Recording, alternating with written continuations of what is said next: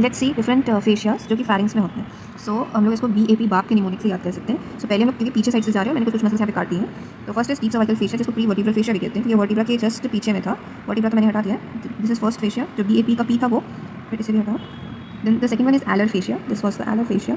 Then जो third है, this is the buccopharyngeal fascia. Now अब बकोफेरेंजियल फेशिया के आगे मसल्स आएंगे, 2 लेयर ऑफ मसल्स आएंगे। पहले कॉन्स्ट्रिक्टर्स आएंगे जो कि सर्कुलर मसल है, देन उसके बाद लॉन्गिट्यूडनल मसल 3 आएंगे, और उसके बाद एक और फेशिया होता है विच इज़ फेरिंगोबेसिलर फेशिया।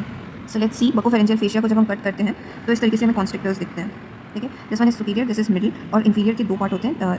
नीचे वाले को क्रिकोफेरेंजियस मसल कहते हैं, जो क्रिकॉइड एंड फैरिंग्स में होता है बेसिकली, एंड उसके ऊपर वाले को थायरोफेरेंजियस कहते हैं। ठीक है, नाउ ये जो superior constrictor muscle and base of the skull है, इसके बीच में एक ओपनिंग होती है, जिसमें से काफ़ी इंपॉर्टेंट स्ट्रक्चर्स यानी कि हम लोग निमोनिक ऐसे बनाए टाला, TAALA, जिसमें टेंसर पैलेटिनी क्रॉस करता है, एसेसरी पैलेटाइन आर्टरी क्रॉस करती है, palatine branch of ascending pharyngeal artery cross करती है, लेवेटर पैलेटिनी क्रॉस करती है, नॉरेटरी ट्यूब क्रॉस करती है। नाउ ये जो स्पेस है सुपीरियर कॉन्स्ट्रिक्टर और मिडिल कॉन्स्ट्रिक्टर के बीच में, यहाँ से 9th नर्व आती है, और ये जो मिडिल कॉन्स्ट्रिक्टर और लोअर इंफीरियर कॉन्स्ट्रिक्टर के बीच में यहाँ पे जो स्लेटरी स्पेस है, यहाँ से 10th नर्व आती है।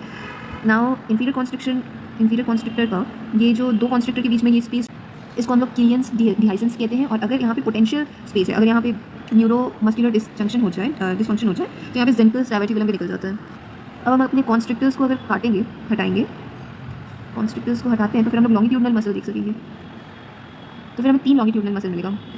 फर्स्ट वन इज दिस, सारी का जो नाम है वो फेरिंजियस में खत्म होगा। फर्स्ट इज पैलेटोफेरेंजियस, ठीक है, इसे हटाते हैं, जो कि पैलेट से होकर के फेरिंग्स में आ रहा था। सेकंड इज दिस वन, जिसका नाम है स्टाइलोफेरेंजियस, जो स्टाइलॉइड प्रोसेस से होकर आ रहा है। And the third one would be salpingo, जो कि यूस्टेशियन ट्यूब से होकर के आता है।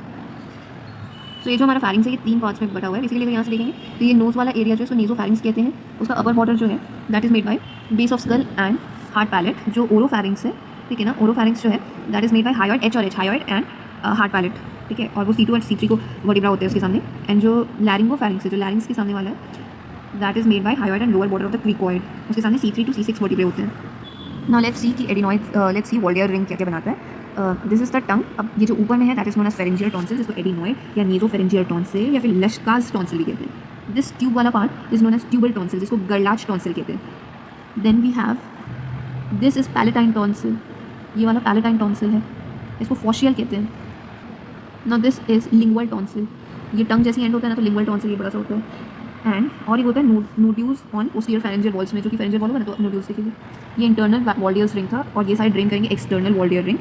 तो फिर हमें स्टेशन 2 में बेसिकली अगर कोई कार्सिनोमा होगा तो ज़्यादातर ड्रेन करेगा 2, 3 एंड 4।